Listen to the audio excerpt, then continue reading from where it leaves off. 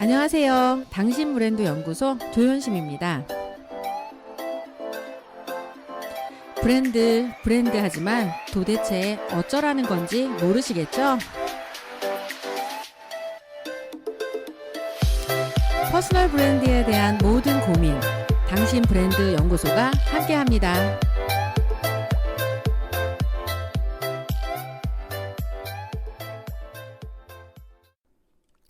안녕하세요. 당신 브랜드 연구소 조현심입니다. 오늘은 지적 자본을 위한 의도적인 책 읽기 코너로 준비했습니다. 요즘 한 주는 조현심의 브랜드쇼 해서 어떤 이 한 분야의 고수를 모셔서 퍼스널 브랜드를 어떻게 만들어 왔는지를 물어보는 인터뷰쇼로 라이브로 진행을 하고 있고요. 그 다음 한 주는 실제 브랜드를 만들 때 반드시 읽어야 할 그런 책들을 제가 선정해서 여러분에게 읽어드리는 시간으로 구성해 오고 있는 거 기억하시죠? 자, 오늘 소개할 책은요. 누가 내 머릿속에 브랜드를 넣었지? 라는 책입니다. 책 제목 되게 재밌죠? 책은 청소년이 알아야 할 소비의 진실에 대해서 이야기하고 있고요. 한국외국어대학교 입학처장인 박지혜 교수가 청소년의 합리적인 소비를 위해서 만들어 놓은 책이라서 여러분에게 소개를 해드리는데 굳이 이렇게 청소년의 소비뿐만이 아니라 브랜드가 어떻게 구성되고 브랜드가 어떻게 역할을 하고 그 브랜드를 가지고 기업은 어떻게 마케팅을 하고 소비자 입장에서는 그 브랜드를 어떻게 소비해야 되는지에 대해서 굉장히 심플하고 명료하게 구성되어 있는 책이라 소개를 해드립니다.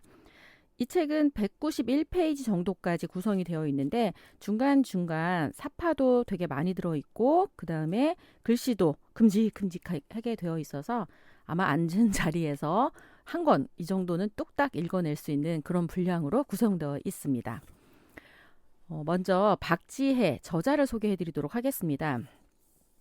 한국외국어대학교 경영대학 교수고요. 마케팅을 가르치고 있습니다. 한창 스마트폰에 열을 올리고 있는 중학생 딸을 둔 엄마이기도 해서 10대 소비 문화 등의 키워드를 접하면 자동으로 귀가 열린다고 합니다. 이게 2013년 문화체육관광부 우수 교양도서였기 때문에 그때 10대였었던 딸이 아마 지금은 20대가 되지 않았을까라고 생각해 보네요. 전문가로서, 엄마로서 광고와 브랜드의 무방비 상태로 놓여있는 10대들을 지켜볼 수만은 없어 이 책을 썼다고 합니다. KBS 이영돈 PD의 소비자 고발 경영윤리 자문을 맡았고요. 기업과 소비자가 각각의 역할을 잘 이해하고 실천할 때 건강한 소비 문화가 형성된다고 믿습니다. 그 믿음을 강단과 여러 기업체에서 쉬운 말로 풀어내기로 유명하죠. 마찬가지로 이 책도 굉장히 쉽게 구성되어 있어서 중학생을 둔 이 학부모들도 읽기에 굉장히 편안한 구성으로 되어 있습니다. 누가 내 머릿속에 브랜드를 넣었지? 자, 이 책의 프롤로그 한번 읽어보도록 할게요. 최신 스마트폰이 없어갖고 무슨 점퍼를 입지 않아서 이렇게 무엇이 없어서 친구들 사이에서 소외된다는 얘기가 심심치 않게 들립니다. 10대들의 왜곡된 소비 문화가 사회 문제가 되어가는 걸 보면 참 많이 안타깝습니다. 사실 10대들이 중요하게 생각하는 브랜드나 제품들은 마케터에 의해서 임의적으로 만들어진 실존하지 않는 허상인 경우가 많기 때문입니다. 저 또한 교수이기 이전에 10대 자녀를 둔 엄마이기 때문에 10대들의 소비 문제는 제 문제이기도 합니다. 어른들이 만들어 놓은 브랜드와 제품 때문에 아파하는 10대들을 위해서라도 올바른 정보를 제공해야 되겠다는 생각이 들어서 이 책을 집필하게 되었다고 합니다. 이 책에서 소비를 둘러싼 마케팅의 원리에 대해 알려주고 잘못된 소비 인식을 바로잡을 수 있는 방법을 함께 고민해 보고자 합니다. 또한 이 책을 통해 기업, 소비자, 그리고 이 둘의 관계에 대해 다시 생각해 보고자 합니다. 우리나라는 재벌 기업 또는 대기업을 중심으로 시장이 형성되다 보니 그동안은 대기업은 강자, 소비자는 약자라는 생각을 많이 해왔습니다. 그러나 최근에는 기업보다 소비자의 힘이 강해지고 있습니다. 소비자의 제품 평가나 입소문이 기업의 평판에 지대한 영향을 미치고 제품의 성공과 실패를 결정하기 때문입니다. 때로는 그 힘을 남용하여 기업에게 무리한 요구를 하는 경우도 많습니다. 기업과 소비자 간 힘의 균형과 조화가 있어야 건강한 소비 문화를 형성할 수 있습니다. 자, 요즘 대학들은 수능 시험에 의지하기보다는 다양한 방법으로 창의적인 인재를 뽑고 있죠. 그런데 면접을 하다 보면 공장에 온 것 같은 느낌에 실망을 금치 못하게 됩니다. 왜 우리 학교에 지원하셨나요? 라는 질문에 지원자들의 대답은 놀라울 정도로 천편일률적입니다. 한국 외대 글로벌 경영대학에 지원한 이유가 글쎄 반기문 사무총장님처럼 되고 싶기 때문이라나요? 스티브 잡스나 빌 게이츠 같은 글로벌 경영인이 되고 싶기 때문이라고 말하기도 합니다. 그러나 그런 이유라면 잘못 지원했다고 말해주고 싶습니다. 반기문 총장님과 한국 외대와는 아무런 관련이 없기 때문이지요. 스티브 잡스나 빌 게이츠가 되고 싶다면 굳이 한국 외대가 아니더라도 다른 대학의 경영학과를 나와도 충분히 가능한 일입니다. 왜 한국 외대 글로벌 경영대학은 이 학생을 뽑아야 할까요? 마케팅의 원리를 이해하면 나 자신을 대학 입시에서 어떻게 마케팅해야 하는지 알 수 있습니다. 나 자신을 제품으로, 소비자를 대학으로 놓고 생각해 보세요. 대학에서 나를 성공적으로 마케팅하기 위해서는 내가 다른 제품, 즉 다른 학생보다 어떤 좋은 기능, 장점이 있는지 아주 짧은 시간에 잘 알려주고 설득해야 합니다. 그래야 소비자, 대학이죠. 소비자가 다른 제품, 타 학생을 선택하지 않고 나를 선택하겠지요. 그러기 위해서는 소비자, 즉 대학이 원하는 것이 무엇인지 먼저 파악해야 합니다. 외대는 예비 외대생이 어떤 것을 갖추기 원하는지, 경영학과에서는 어떤 학생을 원하는지 말입니다. 대학마다, 학과마다 원하는 인재상이 다르니까요. 이 책이 여러분의 입시에 조금이라도 일조하면 좋겠습니다.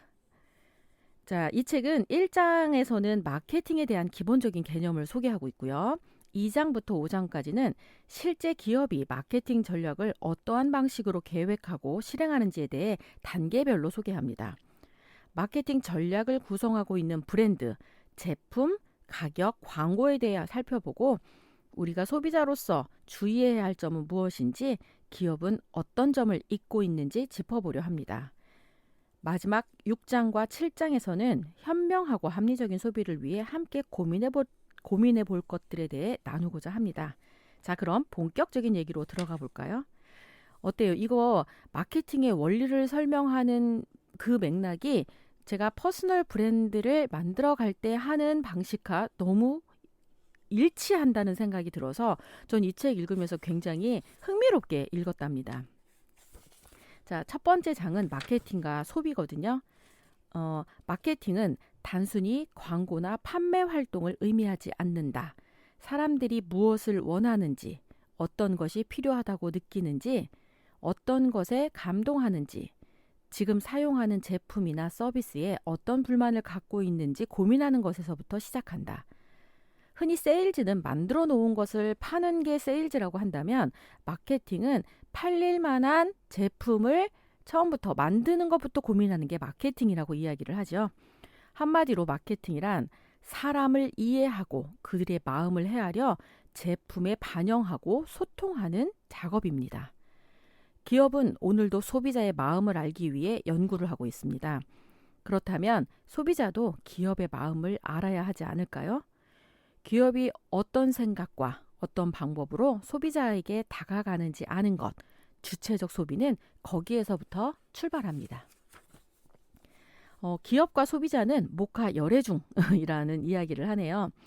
명품의 본질이 희소성이다? 맞는 말입니다. 만 우리나라 여성들은 그딴 거에 관심 없습니다. 명품의 가치가 희소성이라면 우리 아르테미스는 명품이 아니죠. 대학생이고 애엄마고 할머니고 너도 나도 아르테미스인데 그게 무슨 명품입니까? 그냥 비싼 가방이고 사치품이지. 내가 말하는 차별화라는 건 오로지 가격이에요. 남들보다 더 비싼 가방, 더 비싼 구두, 더 비싼 브랜드. 그래서 남들보다 더 잘나 보이고 더 성공한 듯이 차별화되어야 직성이 풀리는 그런 한심한 족속들입니다. 우리나라 여자들이란. 그러니 자기 월급 몇 배 되는 가방을 사고 빚내서 사고 투잡 쓰리잡 해서 사고 남자 등쳐서 뜯어내서 사고 하지만 바로 이런 여성분들이 지금의 우리 아르테미스를 만든 겁니다. 그러니 아르테미스 지사장 여러분 가격을 더 올리세요. 끊임없이. 하지만 지금도 가격이 너무 높다는 클레임이 아주 많은데요. 걱정 마세요. 어차피 우리가 파는 건 명품이 아니니까. 우리가 파는 건 공포입니다. 값이 오를수록 아르테미스 가방이 없는 나만 후진 것 같고 나만 못 나가는 것 같고 나만 뒤처지는 것 같은 바로 그 공포 말입니다. 아르테미스는 오늘보다 내일이 더 비싼 브랜드여야 합니다. 이 내용은 드라마 청담동 앨리스의 한 대목입니다. 조금 과장됐을 수 있지만 사실 이 대사는 중요한 걸 보여줍니다. 기업이 고객의 마음을 너무나 훤히 아주 적나라하게 꿰뚫어보고 있다는 거죠. 그들은 고객이 어떤 제품을 원하는지, 어떤 마음으로 제품을 구매하는지, 어떻게 해야 더 많이 구매하는지 잘 압니다. 그만큼 소비자의 마음을 연구하거든요. 왜냐고요? 팔아야 하니까. 기업은 소비자의 마음을 따라 움직일 수밖에 없습니다. 소비자의 마음이 콩밭에 가 있다면 콩을 만들어내야 하고 으스대고 싶어 하면 으스댈 만한 아주 비싼 제품을 만들어내야 합니다. 자, 이거 여기 질문 하나 한번 해봅니다. 내일은 여자친구의 생일입니다. 어떤 선물을 준비해야 할까요? 1번, 내가 주고 싶은 선물. 2번, 내가 갖고 싶었던 선물. 3번, 내가 줄 수 있는 선물. 4번, 여자친구가 평소 갖고 싶어 하던 선물. 5번, 여자친구가 좋아할 것 같은 선물. 정답은?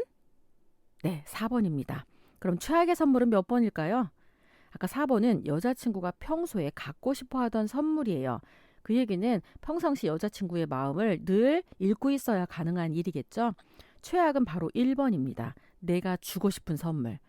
상대방이 원하지도 좋아하지도 않는데 그냥 내가 주고 싶은 선물을 주는 경우 많죠. 이러고 선물 줬다고. 선물에는 주고받는 사람의 관계를 특별하게 만드는 힘이 있습니다. 받는 사람이 기뻐하고 오래 기억할 수 있는 것일수록 그 힘은 커지지요. 자, 여자친구가 평소 갖고 싶어하는 걸 선물할 수 있는 방법 기억하시죠? 여자친구의 마음을 평상시 알고 있어야 되고 관심을 가져야 된다. 기업 입장에서 그리고 여러분이 무언가를 팔아야 되는 사람이라면 그 물건을 살 사람이 어떤 사람인지 그 사람이 평소 어떤 거에 관심을 가지고 어떤 문제를 가지고 있는지 그리고 어떤 공포를 가지고 있는지를 기억하게 된다면 그 사람에게 필요한 이야기, 필요한 선물을 줄 수 있는 확률이 올라가겠죠. 너무나 당연한데 기업과 연애에 빠진 사람들의 공통점은 무엇일까요? 그녀의 마음이 어디를 향해 있을까 고민하고 또 고민하는 것. 기업도 마찬가지. 소비자를 계속 소비자의 마음이 어디로 갈지를 고민하는 것처럼 연애에 빠진 그 상대방을 계속 쳐다보면서 그 사람의 마음이 어떻게 해야 행복할지, 어떻게 해야 나를 계속 바라봐 줄지를 고민하고 고민한 걸 다시 실행해보고 하는 걸 계속 이어가고 있다는 걸 생각해 보면 마케팅의 기본은 연애와 같다. 그러므로 연애를 잘하는 사람은 마케팅을 잘할 확률이 높아진다는 거 한번 기억하신다면 내가 왜 계속 이렇게 연애에 실패하지? 왜 이렇게 몸이 건조하고 드라이하지? 의외로 사람을 먼저 찾아보시고 그 사람과 함께 연애를 한번 먼저 시작을 해보면 마케팅에서 성공할 확률이 훨씬 더 높아지겠죠. 해마다 출시되는 신제품의 80%가 시장에서 외면받는다는 통계 결과가 있습니다. 10개 중 8개가 실패한다는 거죠. 우리가 퍼스널 브랜드를 만들어가면서 내가 만드는 어떤 교육상품, 내가 만드는 어떤 서비스가 출시하자마자 많은 사람들한테 사랑을 받기보다는 외면당하는 경우를 훨씬 더 많이 겪었을 겁니다. 80% 이상이 실패한다? 그러므로 해법은 어디에 있어요? 그 2번, 20%의 성공 확률을 만날 때까지 최소한 8번의 실패는 앞서서 해야 된다. 계속 시행착오를 겪으면서도 해야 된다. 사람들이 내가 가진 서비스나 상품을 좋아해주고 선택해줄 그 순간까지는 지속하고 반복해야 된다는 그 정답을 찾을 수 있을 것 같습니다. 마케팅은 그 또는 그녀를 이해하는 일이라고 볼 수 있겠죠. 기업은 조사를 통해 얻은 다양한 정보 속에서 소비자들의 생각을 읽어냅니다. 그렇게 읽어낸 생각을 인사이트라고 하죠. 기업은 이를 마케팅 전략에 활용합니다. 마케팅 전략이란 소비자가 가지고 있는 문제를 해결해주는 과정과 방법을 의미합니다. 크게 브랜드, 제품, 가격, 유통, 커뮤니케이션 이렇게 5가지 방법이 있는데 이해를 돕기 위해 소비자가 진먼지 진드기에 대해 고민하는 상황을 예로 들어보도록 하겠습니다. 기업은 소비자의 고민을 해결하기 위해 진먼지 진드기를 없앨 진먼지 진드기 제거제를 만들기로 합니다. 제품을 어떤 형태로 만드느냐에 따라 편리할 수도 있고 덜 편리할 수도 있겠죠. 기업은 가루 형태가 아닌 분무기 형태로 만들기로 합니다. 이를 제품 전략이라고 합니다. 소비자가 가진 문제를 어떻게 해결해 줄 것인가 하는 방법에 해당합니다. 그 다음에는 다른 회사에서 만드는 진먼지 진드기 제거제와 구별하기 위해 페브리즈라는 고유의 이름을 붙입니다. 브랜드 전략입니다. 다음으로 진먼지 진드기를 없애고자 하는 소비자들이 얼마만큼 페브리즈라는 제품의 비용을 지불할지를 고려하여 가격을 책정합니다. 가격이 너무 높으면 아무리 진드기를 없애고 싶은 마음이 있어도 구입하기 어렵겠지요. 그렇다고 가격을 너무 낮게 잡으면 기업이 손해를 봅니다. 적정한 수준이 어떤 것인지 고민을 해야겠지요. 이를 가격 전략이라고 합니다. 자, 그 다음에 소비자들에게 이러한 제품이 출시되었다고 알리고 구매를 독려하는 과정을 커뮤니케이션 전략이라고 합니다. 커뮤니케이션을 하지 않으면 소비자들이 페브리즈가 어떤 제품인지, 어떤 문제를 해결해 주는지 알 수가 없거든요. 페브리즈를 구매할 예비 소비자들이 많이 접하는 매체를 통해 광고를 합니다. TV가 될 수도 있고 SNS, 인터넷, 그리고 잡지가 될 수도 있겠지요. 여기까지 했다면 소비자들이 자주 가는 점포를 정해야 하는데 이를 유통 전략이라고 합니다. 젊은 소비자들은 인터넷에서 구매를 하고 노년의 소비자들은 인터넷보다는 물리적 공간에서 직접 제품을 보고 구매하는 걸 좋아합니다. 따라서 예비 소비자들이 어떤 점포에 자주 방문하고 선호하는지에 따라 대형마트나 집 주변 편의점에 페브리즈를 구비하도록 합니다. 이러한 5가지 마케팅 전략은 소비자의 문제 해결이라는 목적을 향해 긴밀히 연결되어야 합니다. 그 중에서도 가장 중요한 게 뭘까요? 바로 제품입니다.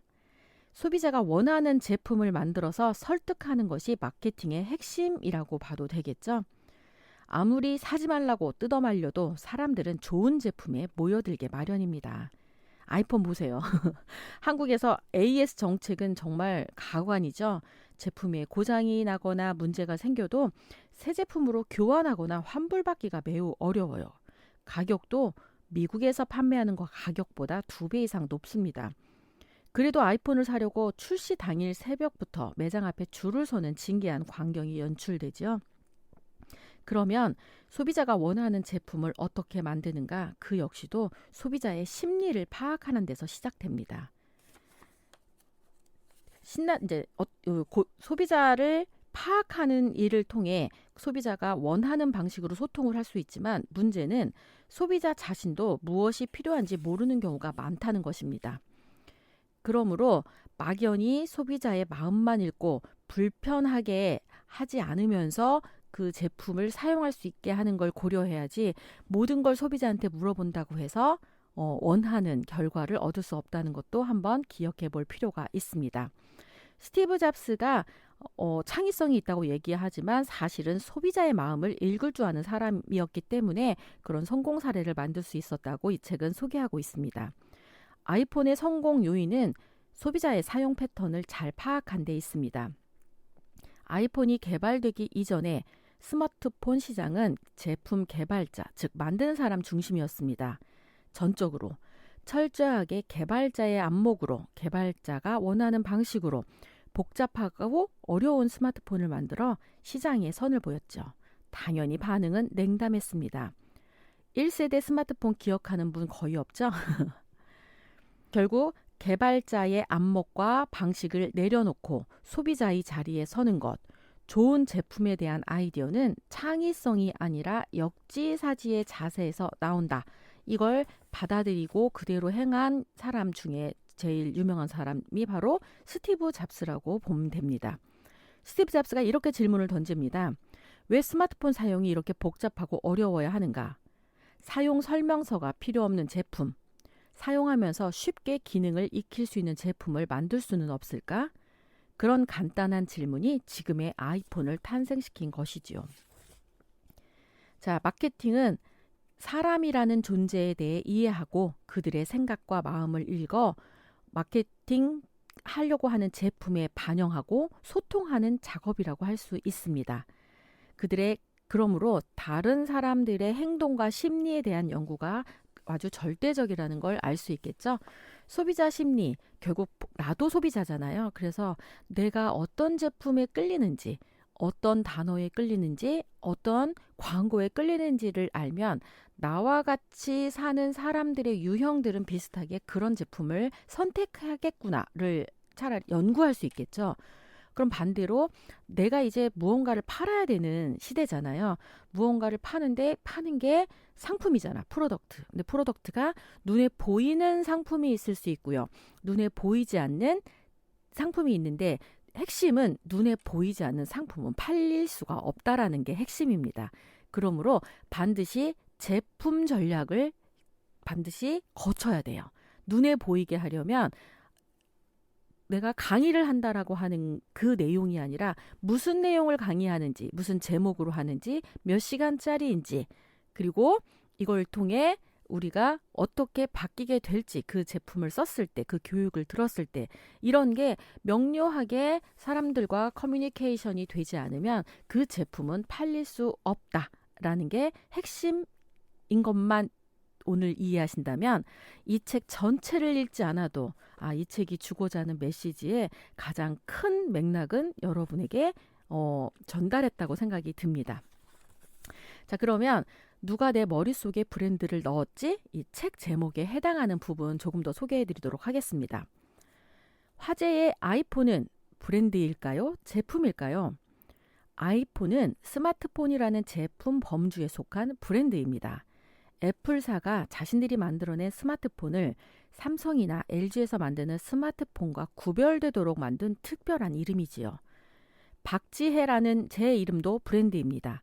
조연심이라는 제 이름도 역시 브랜드겠죠. 만약 모든 사람들이 이름 없이 그냥 사람으로 불린다면 세상은 매우 혼란스러울 겁니다. 학교에서 선생님이 사람! 이라고 부르면 반학생 40명이 모두 대답할 테니까요. 브랜드는 사람으로 치면 이름과 같습니다. 17차, 네스카페, 하우젠, 던킨도너츠, 교보문고 모두 브랜드라고 할 수 있습니다. 노스페이스도 브랜드입니다. 다른 회사에서 만드는 수많은 아웃도어 제품들과 다르게 인식되게 하기 위해 지어붙인 특별한 이름. 이 정도면 브랜드와 제품의 차이는 이해가 되었을 거라고 생각합니다. 자, 그럼 여러분은 도너츠 하면 무엇이 떠오르나요? 저는 던킨 도너츠가 떠오르네요. 그 다음은 크리스피 크림, 파리바게뜨, 또레쥬르 정도가 생각납니다. 나이키 이렇게 들으면 어떠세요? 아마 운동화, 농구화, 빨간색, 스위시 마크, 마이클 조던 등이 생각날 겁니다. 이 대목에서 개그맨 황현희 씨의 말이 생각나네요. 이거 왜 이러는 걸까요? 정말 왜 이런 이름과 이미지들이 떠오르는 것일까요? 제가 밤새 밑줄 그어 가면서 외운 것도 아닌데 참 신기한 게 영어 단어는 밤새 외워도 안 외워지는데 이런 건 관련 용어나 이미지들이 그냥 술술 나옵니다. 사람들은 학습한 정보들을 기억하기 쉽도록 머릿속에서 잘 정리하여 저장하는 습성을 가지고 있습니다. 정리 방식은 간단합니다. 배고프다, 엄마에게 밥을 달라고 한다처럼 서로 연관성이 있다고 생각되는 개념끼리 연결시켜 놓는 것이지요. 그렇기 때문에 하나의 개념을 떠올리면 그와 연결되어 있는 다른 개념들이 동시에 떠오릅니다. 이것을 기억 연상망이라고 해요. 이와 비슷한 개념으로 마케팅에서는 브랜드 연상이라는 것이 있습니다. 위에서 살펴본 대로 어떤 브랜드 이름을 들었을 때 관련된 여러 개념들이 연달아 떠오르는 현상을 말하지요. 브랜드 연상이 일어날 때는 단순히 그 브랜드의 캐릭터나 광고 모델, 색상, 제품만 떠오르는 게 아닙니다. 브랜드에 대한 나의 경험, 기억, 느낌, 생각 등이 떠오르는데 좀 더 편안하게 소개를 해버리면 브랜드에 대한 나의 경험 기억은 수학여행 갈 때 이 브랜드의 옷을 입었었지. 느낌은 따뜻하다, 차갑다, 좋다, 싫다 등이 느껴질 거고요. 생각, 이 브랜드는 문제가 있다. 이런 것도 같이 떠오른다는 거예요. 브랜드 연상은 우리의 소비 생활과 밀접한 관계가 있습니다. 기업에는 브랜드에 대한 소비자들의 기억과 생각, 느낌들을 관리하는 브랜드 관리자가 있습니다. 이들의 가장 중요한 임무는 소비자가 기업이 의도한 대로 브랜드를 기억하고 브랜드와 관련된 중요한 개념들을 머릿속에 잘 정리하고 있다가 필요할 때 잘 떠올려 제품을 구매하도록 브랜드 연상망을 만들고 관리하는 것입니다. 이걸 한마디로 뭐 분야하면 딱 그거 이렇게 떠오르게 만드는 걸 이렇게 우리는 모르지만 이렇게 관리자에 의해서 관리를 당하고 있다라고 보시면 돼요. 운동화 산다라고 하면 운동화와 관련된 브랜드 이름 중에 뭐가 떠오르시나요? 나이키, 뉴발란스, 아디다스, 퓨마, 컨버스 등등이겠죠. 그 중에도 나이키를 신으면 왠지 체육 시간에 달리기를 잘할 것 같고 농구 게임에서 한 골이라도 더 넣을 것 같고 점프도 잘 될 것 같은 생각이 듭니다. 왜 그런다고요? 나이키의 브랜드 관리자가 우리 머릿속에 그들이 원하는 나이키의 이미지를 심어 놓은 것이기 때문입니다. 우리의 기억은 우리 자신이 만든 게 아닙니다. 엄밀히 말하면 우리의 기억은 누군가에게 조종당하고 있는 것입니다. 미국의 애드버타이징 에이지라는 광고 전문지가 조사한 걸 보면 소비자들은 하루에 평균 6,000개에서 8,000개의 브랜드 정보에 노출된다고 합니다. 자신도 모르는 사이에 우리 두뇌가 이러한 정보들을 입력하고 기억하게 되는 것이지요. 생각해보니까 참 무섭죠. 오늘도 수많은 기업의 브랜드 관리자들은 우리가 즐겨보는 드라마, 예능, 패션 잡지, 간판, 점포 유리에 붙은 광고 포스터 등을 통해 자신들이 원하는 브랜드의 정보를 우리 머릿속에 심기 위해 노력하고 있습니다. 그러니 우리가 이 제품만 잘 만든다고 될 일이 아니라는 거 이제 기억하시겠죠? 왜냐면 요즘은 제품은 다 거기서 거기 다 좋아요. 그러니 그 제품을 소비했을 때 느끼는 감정까지 컨트롤하면서 제품을 만들어야 이제 팔리는 시대가 됐다라는 거 기억해 보시면 여러분을 앞으로 퍼스널 브랜딩을 할 때 단순히 나를 잘 만드는 건 기본. 그런데 그렇게 해서 팔리는 시대가 지나갔으므로 잘 포장하고 이미지를 관리해서 해당 분야, 퍼스널 브랜드 분야 하면 조연심이 떠오르게끔 다양한 커뮤니케이션 전략을 해야 되겠다라는 그런 생각을 제 이 방송을 통해 하게 되셨다면 여러분은 오늘 이 방송 굉장히 잘 들으신 거라고 저는 확신합니다. 자, 지금 제가 반도 안 읽어드렸는데 이 앞단에 이 모든 마케팅 브랜드의 핵심은 다 들어있다라고 얘기할 수 있을 것 같아요. 자, 이제 여러분이 이제 뭘 해야 되는지 감이 오시죠? 그래서 우리는 공포를 팔기도 하고요. 그 다음에 그 사람과 함께 하고 있다라는 심리적인 안정감을 줄 수도 있을 것 같고요. 흥미로운 상태를 통해 소비가 되게 할 수도 있을 것 같고요. 그 다음에 감동을 통해서도 소비는 일어납니다. 이런 상대방의 마음까지 컨트롤하면서 무언가를 팔고 사는 시대가 왔다라는 거 기억하시면서 특히나 모든 것이 인터넷으로 연결된 요즘 같은 세상에 바로 나 자신, 내 마음의 움직임에 귀를 기울이는 것부터가 정말 똑똑한 소비자가 되고 똑똑한 생산자가 되는 길이라고 생각합니다. 자, 얄팍한 내 지갑 지키고 싶지만 못 지키겠다. 이 방송을 통해서 지켜야 되는 이유를 확인하셨으면 좋겠고요. 자, 오늘 지적 자산을 위한 의도적인 책 읽기 당신 브랜드 연구소에서는 누가 내 머릿속에 브랜드를 넣었지? 라는 책을 소개해 드렸습니다. 오늘 당신 브랜드 연구소 여기서 마치도록 하겠습니다. 당신 브랜드 연구소는 퍼스널 브랜딩 그룹 MU, 생각표현 연구소, 셀링 포인트 연구소, 브랜드 컨셉 디자인이 함께합니다.